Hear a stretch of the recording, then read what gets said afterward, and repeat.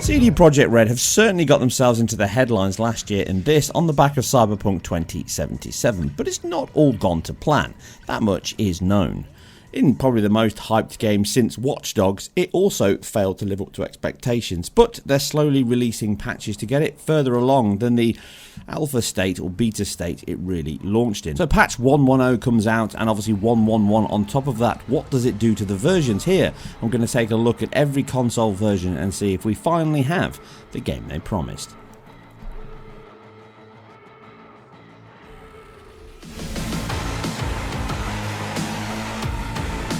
So working through the stack, the top of the range, those next generation BC versions which I covered in my previous top 7 games, they're still as good as ever. Well, maybe slightly not as good as ever. See, the Xbox versions generally across every one, this patch has made things worse. That's quite simple, that's quite evident. So they seem to have improved some of the visual quality. Evidently across all versions what they've done now is they've reduced or tweaked the TAA settings and added in, or at least enhanced, the sharpening filter on those elements. So you now get slightly sharper and cleaner image quality that looks better on every single screen, be it a 1080p or a 4K one. That generally adds a lot to the image quality, and that's a good thing and that's a bonus. But this is a very large set of issues they need to fix, not only performance but general game-breaking bugs. There's ones persistently in the title that have always been there and they crop up from time to time, and generally they're probably never going to fix them. These examples of falling through the floor and then the checkpoint reloads you back at the same point, forcing you to go back to another save, to minor things like characters stuck in T-poses or floating through the air. Generally there's just too many in the game to really take you away from that gameplay when you're just trying to enjoy the moment and then something crazy happens, or worse still, the game breaks and you get stuck where you are, you can't go to the next checkpoint. There's still a stack of those to fix throughout the title.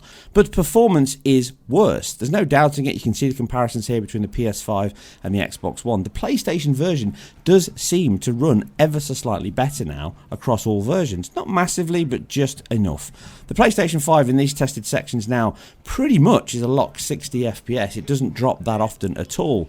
But the Series X has gone backwards. It now drops 4 frames than it did last time I tested it on version 1.06. That's not a big step forward. Some of that appears to be the fact they've made changes to the resolution and also the LOD. So they're now drawing images further out, and that's evident in some of the sequences here. Look, as I pause, you can see that on this pillar there's far more detail and geometric density of this pillar than there is on the PlayStation, which is completely missing.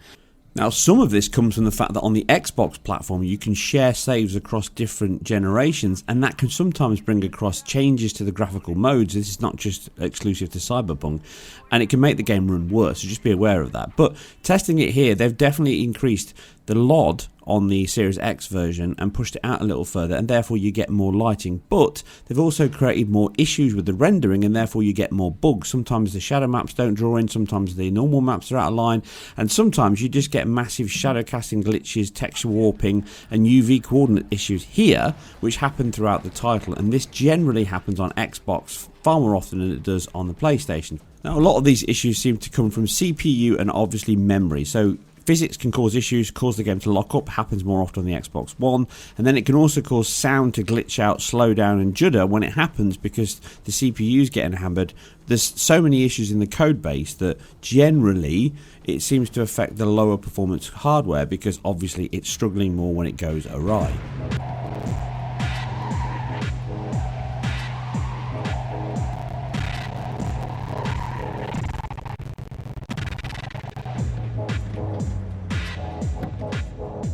All versions glitch like this, but it happens more often on the Xbox platforms, and again performance is worse on those platforms as well, but some of that is down to the differences in the graphical settings, or at least the feature set that's in the title itself. The Xbox versions have generally more characters, more cars, more people, so that puts more load on the engine.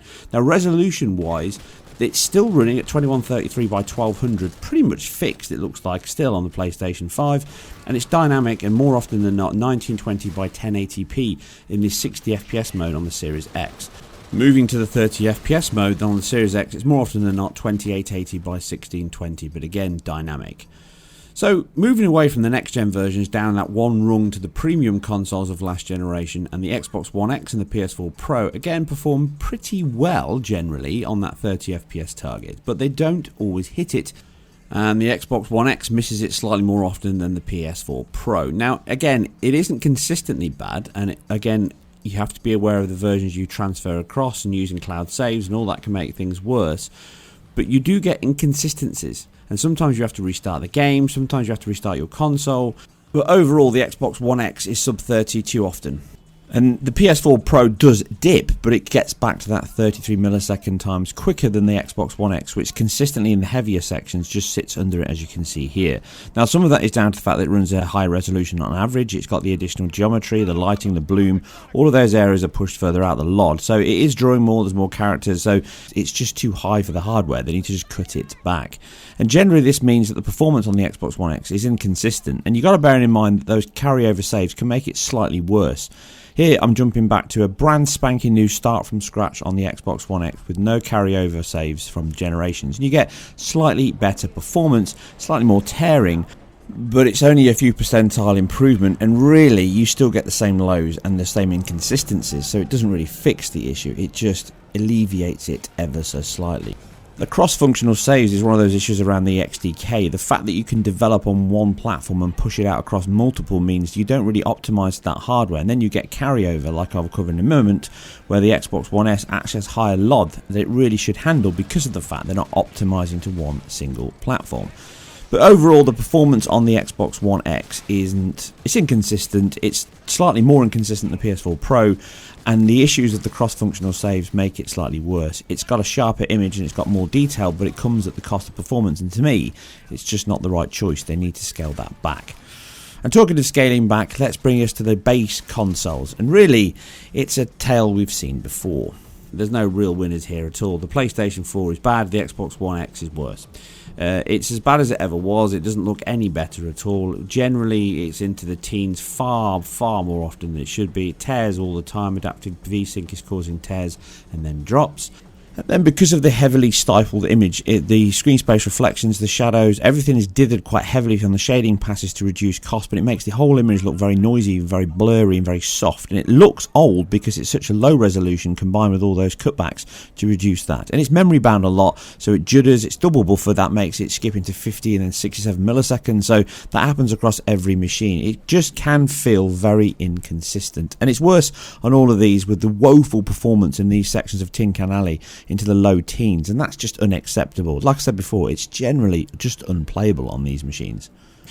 It's just a very badly optimized title across these base consoles because it really needs to have much more sacrifice. I'd turn off screen space reflections instantly, I'd cut down on the shadow maps, I'd certainly cut back on a lot of the character models in the title as well. There's so much more that they can do on these platforms, but they really need to slow down. Less haste, more speed. If you're rushing in software development to get something out the door, you're likely not going to make the best product and probably make mistakes or miss things. And that's what's happening.